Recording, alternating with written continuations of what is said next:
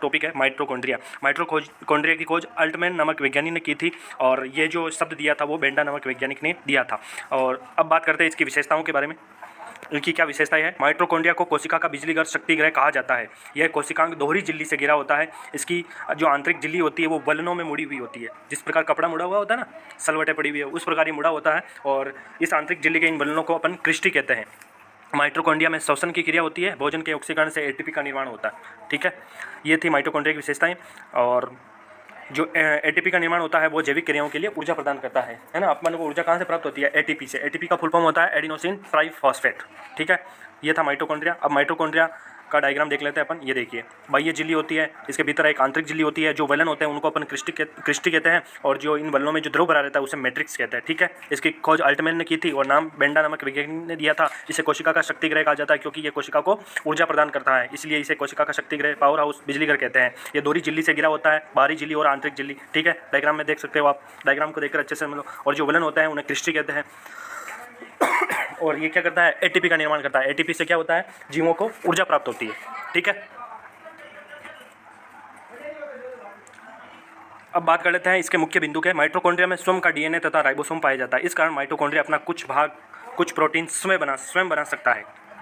ठीक है, छठा अपना टॉपिक है गोल्जी बॉडी। क्या होती है और इसकी खोज किसने की? चलिए पढ़ते हैं। और ये इसके क्या कार्य है? ठीक है, इसका कैसा डायग्राम होता है, तो चलिए। गोल्जी बॉडी मुख्यतः कोशिका में पाया जाता है और इसकी खोज जो कैमिलो गाल्जी नामक वैज्ञानिक ने की थी। और गोल्जी बॉडी एक चपटी थैलीनुमा संरचनाओं से बनी होती है जिन्हें सिस्टर्नी कहते हैं। इन सिस्टर्नी का निर्माण अंतःपृथ्वी जालिका द्वारा होता है। जो अंतःपृथ्वी जालिका होती है, अपन ने पढ़ा था, दो टाइप की होती है अंतःपृथ्वी जालिका, RER और SER। उससे इन सिस्टर्नी का निर्माण होता है। अब ये गोल्जी बॉडी क्या कार्य करती है? तो ये एंजाइम, प्रोटीन, विटामिन तथा हार्मोन आदि का संग्रहण, पैकेजिंग तथा आवश्यक स्थानों तक पहुंचाना इसका कार्य है। जो भी अपने शरीर में जो प्रोटीन होता है, वसा होती है, एंजाइम होते हैं, हार्मोन होते हैं, उनका ये क्या करते हैं? स्टोरेज करते हैं और उन्हें कोशिका तक और आवश्यक जो स्थान होते हैं वहाँ तक पहुँचाते हैं। ठीक है, फिर बात कर लेते हैं ये पदार्थों के संशोधन यानी उनको रिपेयर करने तथा संग्रहण, इकट्ठा करने और स्त्रावण यानी जो बाहर निकालने का कार्य भी करते हैं। ये रहा गाल्जी बॉडी का डायग्राम। इनमें देखिए सिस्टर्नी होते हैं, है ना, वलन पड़े हुए रहते हैं। ये गोल्जी बॉडी का डायग्राम है। फिर बात करते हैं लाइसोसोम, है ना। लाइसोसोम केवल जंतु कोशिका में पाया जाता है, पादप कोशिका में नहीं पाया जाता है ना। ये कोशिका में जो पदार्थ पाए जाते हैं उसका अपन अध्ययन करेंगे। लाइसोसोम जंतु कोशिका में ही पाया जाता है, पादप कोशिका में नहीं पाया जाता है। फिर बात कर लेते हैं लाइसोसोम की विशेषताएं। इसका निर्माण गोल्जी बॉडी तथा स्मूथ एंडोप्लाज्मिक रेटिकुलम यानी चिकनी अंतःपृथ्वी जालिका से होता है। ठीक है, ये एकल झिल्ली से घिरा हुआ गोलाकार कोशिकांग है लाइसोसोम। लाइसोसोम में भरा हुआ पाचक एंजाइम भोजन के छोटे छोटे भागों को तथा हानिकारक सूक्ष्म जीवों को नष्ट करने का कार्य करता है। इनमें जो द्रव भरा रहता है वो क्या करता है? जो अपन भोजन करते हैं उसके साथ जो विषैले कण चले जाते हैं, विषैले पदार्थ चले जाते हैं, उनको ये नष्ट करने का काम करता है। लाइसोसोम को आत्मघाती थैली कहते हैं क्योंकि ये क्या करता है? जो अपनी कोशिकाएं क्षतिग्रस्त हो जाती है उनको रिपेयर करने का काम करता है। और इन रिपेयर करने में क्या करता है? ये खुद को नष्ट कर देता है। ठीक है,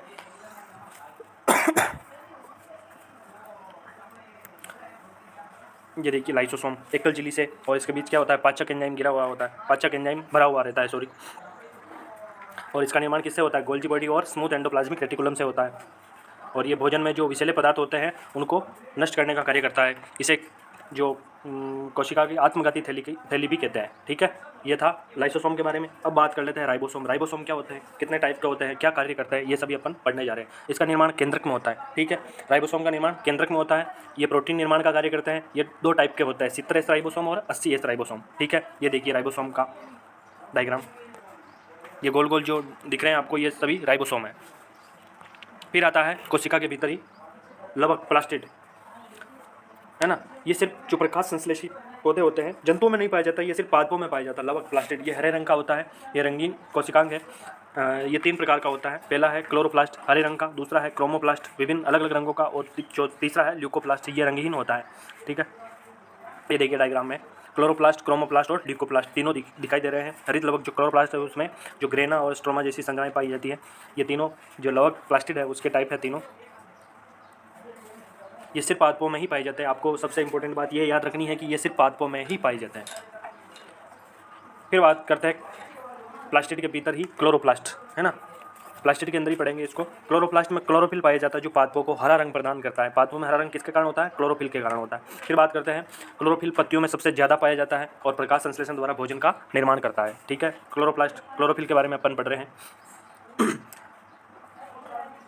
और जो प्लास्टिड होते हैं, जिन पत्तियों में क्लोरोफिल नहीं पाया जाता है या जिन प्लास्टिडों में क्लोरोफिल नहीं पाया जाता उन्हें ल्यूकोप्लास्ट कहते हैं। अपन ऊपर पढ़ चुके हैं, तीसरा टाइप था ल्यूकोप्लास्ट। अब बात करते हैं क्लोरोप्लास्ट में दो प्रकार की संरचनाएं स्ट्रक्चर पाई जाती है। पहली है ग्रेना और स्ट्रोमा, है ना। इनका ग्रेना और स्ट्रोमा का क्या कार्य है? ग्रेना में प्रकाश संश्लेषण की प्रकाशीय अभिक्रिया होती है ना। जब प्रकाश संश्लेषण की अभिक्रिया होती है तो ही पत्तियां क्या करती है?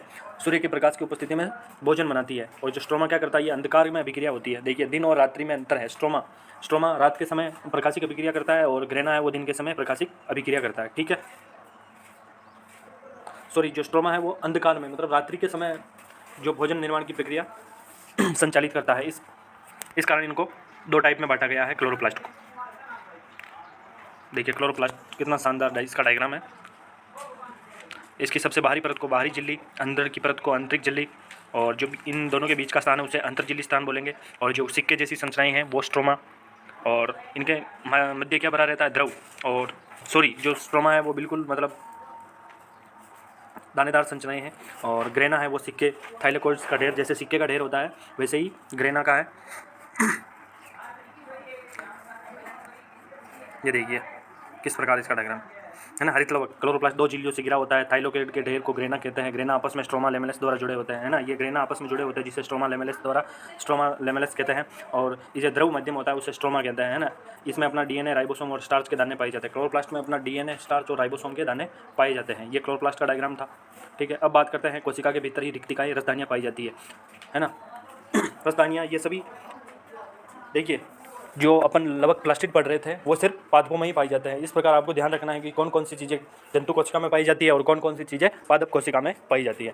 अब बात कर लेते हैं रिक्तिकाएँ, रसदानियाँ, वैक्यूलोस क्या होती है। तो बात करते हैं ये आकार में बड़ी होती है। जो पादप कोशिका है उसमें आकार में बड़ी होती है रिक्तिकाएँ, और जबकि जंतु में छोटी होती है। और ये क्या करते, इनमें क्या होता है? जल, एमिनो अम्ल, कार्बनिक अम्ल, शर्करा और विटामिन भरे रहते हैं। ये क्या करती है? ये कोशिका को लचीलापन और कठोरता प्रदान करती है। ठीक है, ये कोशिका का लगभग 50 से 90% भाग को घेरे रहती है। रिक्तिका होती है जो ये कोशिका के अधिकांश भाग को घेरे रहती है। फिर बात करते हैं कोशिका में क्या और कौन सी चीज़ आती है? कोशिका द्रव्य, जिसे अपन बोलते हैं साइटोप्लाज्म। केंद्रक को छोड़कर सभी कोशिकांगों के संयुक्त रूप को कोशिका द्रव्य साइटोप्लाज्म कहते हैं। देखिए, कोशिका में केंद्रक होता है, उस केंद्रक को छोड़कर जितने भी सारे पदार्थ पाए जाते हैं उसको अपन साइटोप्लाज्म, कोशिका द्रव्य कहते हैं। फिर बात करते हैं जीव द्रव्य, प्रोटोप्लाज्म। कोशिका द्रव्य तथा केंद्रक के संयुक्त रूप को, जब केंद्रक को कोशिका द्रव्य में ऐड कर दिया जाता है तो उसको अपन बोलेंगे जीव द्रव्य। ठीक है, और जब केंद्रक को बाहर निकाल दिया जाता है तो उसे प्रोटोप्लाज्म और कोशिका द्रव्य बोलेंगे। साइटोप्लाज्म और कोशिका द्रव्य बोलेंगे, और जो केंद्रक को ऐड कर देंगे तो बोलेंगे जीव द्रव्य, प्रोटोप्लाज्म। अब बात कर लेते हैं कोशिका विभाजन। देखिए, कोई भी जीव हो उनमें निरंतर कोशिका विभाजन होता है जिससे वो क्या करता है? वृद्धि और विकास करते हैं। ठीक है, और ये गुण सिर्फ जीवों में ही पाया जाता है, निर्जीवों में नहीं पाया जाता। कोशिका विभाजन सिर्फ सजीवों का कार्य है। कोशिका सिर्फ सजीवों की मूलभूत एवं संरचनात्मक इकाई है, ये आपको अच्छे से ध्यान रखना है। ठीक है, तो बात करते हैं कोशिका विभाजन, है ना। कोशिका विभाजन किसे कहते हैं? जब एक कोशिका से दो नई कोशिकाओं का निर्माण होता है वही कोशिका विभाजन है। कोशिका विभाजन दो प्रकार का होता है, समसूत्री और अर्धसूत्री। अब बात करते हैं समसूत्री विभाजन क्या होता है। समसूत्री विभाजन में क्या होता है? समान विभाजन होता है कोशिकाओं का। एक कोशिका से एक ही कोशिका का निर्माण होता है। जबकि अर्धसूत्री विभाजन में क्या होता है? अपन अच्छे से पढ़ेंगे इसको, तो परिभाषा से याद रखेंगे इसको। देखिए, समसूत्री विभाजन वह विभाजन है जिसमें एक कोशिका से एक ही पुत्री कोशिका का निर्माण होता है। ठीक है, ये थोड़ा अलग हो जाएगा ये। तो चलिए बात करते हैं समसूत्री विभाजन। समसूत्री विभाजन कायिक कोशिकाओं में होने वाले विभाजन को समसूत्री विभाजन कहते हैं। इस विभाजन से बनी नई कोशिकाओं में गुणसूत्रों की संख्या मात्र कोशिका के समान होती है। जिन कोशिकाओं से इन कोशिकाओं का निर्माण होता है ना, जो कोशिका इनकी मात्र जो जनन कोशिका थी वही पुत्री कोशिका में होगी, और इनमें गुणसूत्रों की संख्या क्या होगी? समान होगी। एकमात्र कोशिका से दो नई कोशिकाएं बनती है। देखिए डायग्राम में अच्छे से समझ सकते हैं आप। समसूत्री विभाजन, मात्र कोशिका, और इससे दो नई पुत्री कोशिका का निर्माण हो रहा है।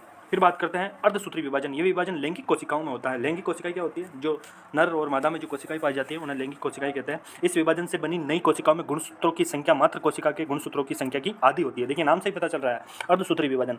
जो मात्र कोशिका होती है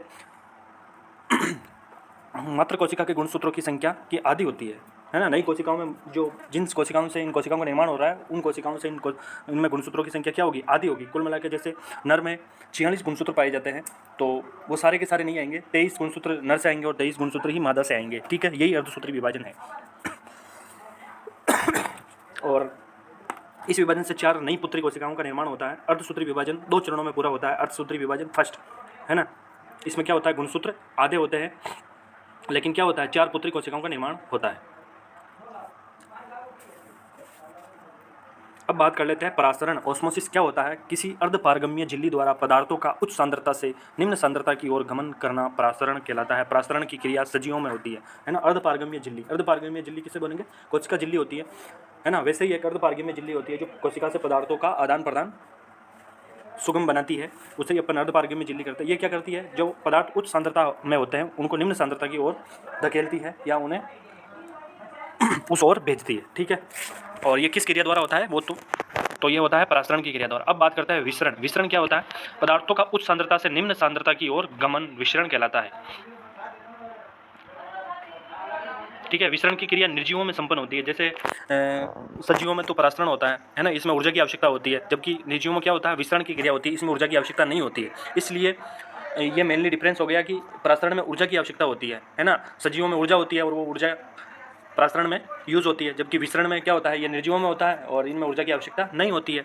जैसे आपने देखा होगा घर पर जब आप किसी कोने में या किसी मंदिर में अगरबत्ती वगैरह जलाते हो या परफ्यूम वगैरह का यूज़ करते हो तो वहाँ से वो कण होते हैं, वो क्या करते हैं? जहाँ पर वो कण उपस्थित नहीं है उस ओर गति करते हैं। ठीक है तो ये क्या हो गया? विसरण हो गया। ठीक है, तो ये रहा था अपना चैप्टर 5। अच्छे से आप इसको पढ़ लेना, समझ लेना और याद कर लेना। ठीक है दोस्तों, अब चलते हैं क्वेश्चन आंसर की ओर।